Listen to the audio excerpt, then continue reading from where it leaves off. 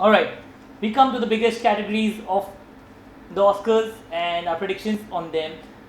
By the way, just to start with, in this segment, all our predictions were 100% correct. Alright, Like a no boss. flaws. Like a boss. Alright, In case you didn't get it, I'll repeat it again. like a boss. Alright, when you're done with the video, do go watch this video of Like And a a Boss. shout out to Lonely Island, Like For- a Boss, as well as the song Everything is Awesome. Yeah. Pretty damn. Pretty much sums up our mood right now for this segment. Alright, we come to performance by an actress in a supporting role. Alright, I hadn't seen all the movies, so hadn't made my judgment call. Okay, but from what we had seen, we had our monies on Patricia Arquette and Meryl Streep.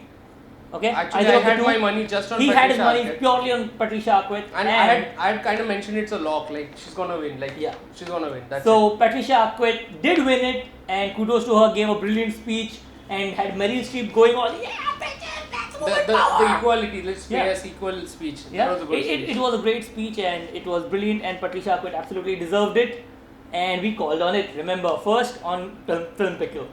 For Right. India at least. For India at least, exactly. Yeah. Performance by an actress in a leading role. Okay, this one I had locked down, sealed, and put in the envelope long, Yeah. exactly after watching the movie.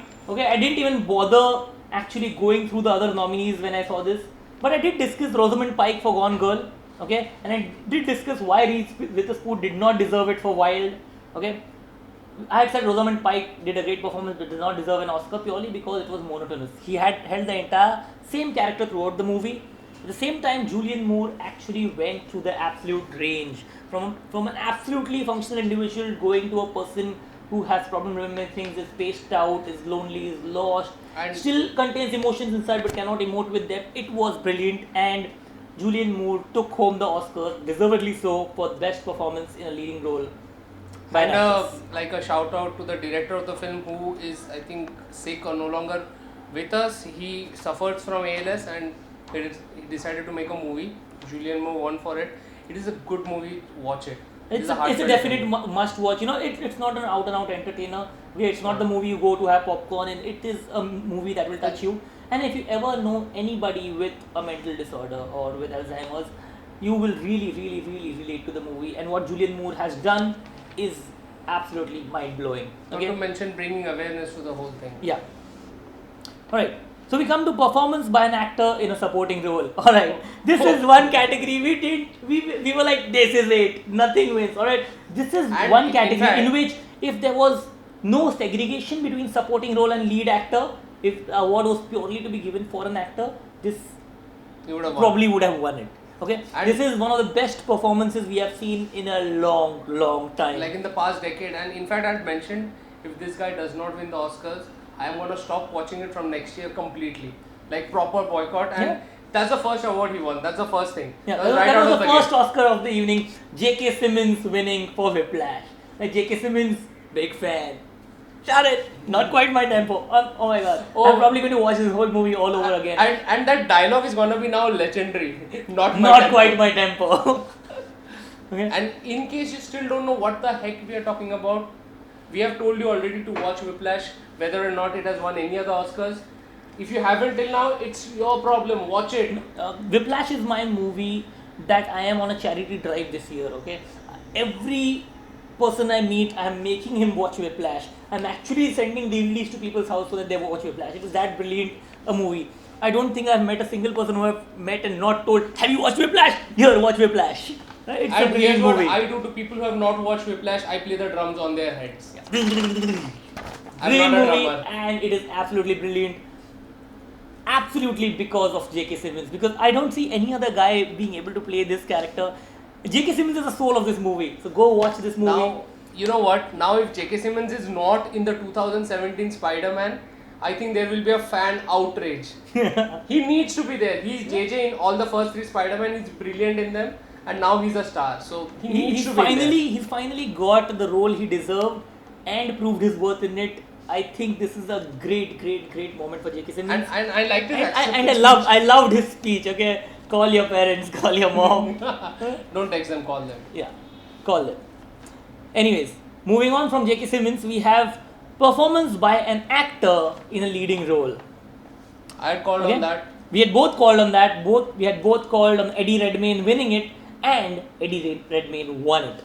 And why? Okay, we had other options. Okay, we had Steve Carell, which I said no because the performance is monotonous. We had Bradley Cooper, which had completely struck out because no way, that was not acting. As in, bleh. Benedict Cumberbatch, we had said he was Sherlock Holmes. playing the character in the movie, so no again.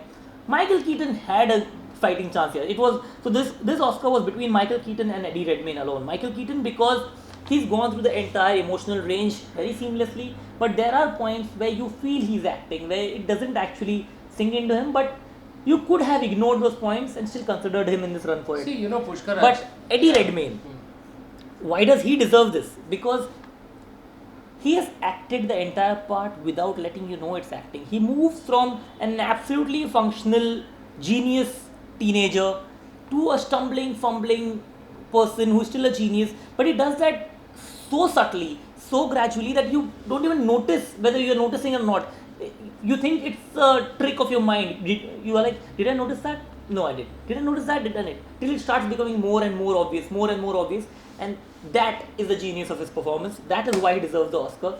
And not only that, when he's absolutely wheelchair ridden, he's still managing to convey emotions within a scene. From being absolutely just, you can feel his emotions, you can feel what he's trying to convey in a scene, and that is brilliant acting. And here's what I felt about it. Michael Keaton, you could kind of see that he's at the depth of his acting. He has given all he can and he cannot give any more, and he was at the edge of it. And he was breaking character at points and he could not. There were points where you could tell he's acting. Yeah. And Eddie Redmayne, I think he still has a little bit more left. Not to mention the person he has based this on, Stephen Hawking, has seen the movie and said it reminded him of how he looked like when he was young. And I think if he didn't win, it would have been an injustice. Yeah. So Eddie Redmayne takes home the absolutely well-deserved Oscar for The Theory of Everything, and kudos to Eddie Redmayne for pulling this off. I really hope he gets absolutely great directors in the future to work with, because Eddie Redmayne, the way I see him, is an absolute director's actor. The same guy has performed pathetically in a movie which we did name Jupiter Ascending, okay? And he's given a pathetic performance. And the same actor has performed in this movie and he's outdone everybody else. Here's the funny part. Not just the critics, even Eddie himself thought he's not gonna win because of how bad Jupiter Ascending did. Yeah, because Jupiter Ascending is a pathetic. He was actually like, oh, I won. Despite Jupiter Ascending, I won. Oh, wow, that's was like a yeah moment for him. Alright, we come to the final call, and this was a huge debate with us and with everybody, and we're tearing each other out and everybody else out for this argument. You know what? Best motion picture of the year. Yeah. In the best motion picture part, the movie I always dislike the most in the year generally wins. And this year for me that was Birdman. I did not like that film much. It's not a bad film. I'm not saying it's a bad film. I personally didn't like it. See, it's not an entertainer. And the moment I finished the film, I was like, you know what, I didn't like this movie. I didn't like Hurt Locker. I didn't like any of those movies which won. This movie is 100% going to win. And it did. Yeah, but that is what happened. See, same thing. When King's Speech won. The King's Speech is, by the way, one movie I absolutely did not want winning the Oscar, but it won. But I kind of liked it. But Hurt Locker, again, one movie that is not an out-and-out entertainer, but it won. Okay? So you have a lot of films which are not out-and-out entertainers, but they are a piece of art, and which is why the Oscar acknowledges them for their achievement and gives them the best motion picture of the year. Okay? It's very rare that entertainers win best motion picture of the year. So here we had considered the competition to be between Birdman and Whiplash. Okay, we had considered Boyhood if they lobby a lot, but we had kicked Boyhood out because neither of us liked it, and we don't think it's a movie that deserves best motion picture of the year by any standard. Actually, Boyhood, I had very mixed feelings. I like the film. I don't want it to win any awards, but it's just encouraging very sloppy kind of film. Yeah, my personal dislike for Boyhood is based on two reasons. One, it would encourage lazy filmmaking. It would, yes.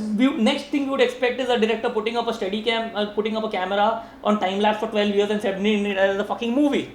That is not filmmaking. Please, I'm sure someone is thinking of that right now. I bet someone is thinking of that right now. Oh, I'm sitting on a potty seat, but I have this real estate out here. I will put up a motherfucking camera on it for 12 years. I'll put it into fucking time lapse and shoot it into a film. And why is he a Tamilian? I don't know, fucking know, because they are fucking lazy. Tamils are Meticulously not lazy. Sorry, meticulously lazy. Alright. Anyways, coming back to the fucking point.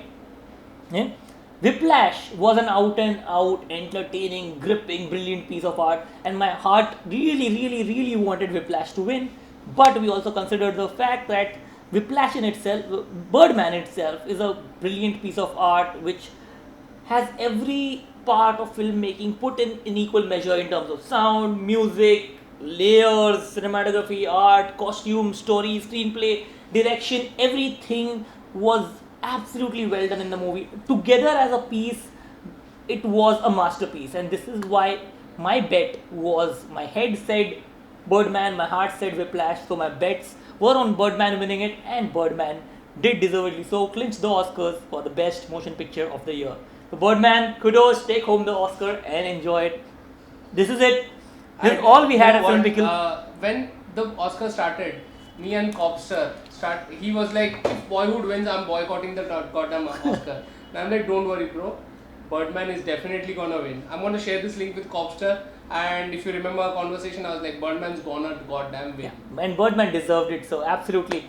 So, by the way, if there's anything to take out of this entire conversation, it's two things. One, support unpaid reviews, because unpaid, honest reviews are way better than the paid reviews you get in the media from idiots who have been eating from producers and publications to print paid reviews for them and talk lies about them and lick their asses and talk shit. This not only encourages honest reviews and appreciation of genuine cinema, but also encourages people like us to keep doing such things at our own cost. Alright, so please hit the like button, subscribe button, and stay in tune with us so that we can keep this alive. And two, the movies that you have to watch this year have all been listed out in these reviews. Alright, and we have given you the reasons for them. Whiplash, definitely go watch it. Grand Budapest Hotel, definitely go watch it. Birdman, definitely go watch it. And do watch the 3 movies in the animation segment which have been an absolute, I don't know, disaster this year. Do watch Big Hero 6 and compare it to How to Train Your Dragon 2 and The Tale of Princess Kaguya, and let us know what you think of it. Alright, this is Pushkaraj S Shirke signing off for Film Pickle. You can find me as Credosian on Twitter and on YouTube.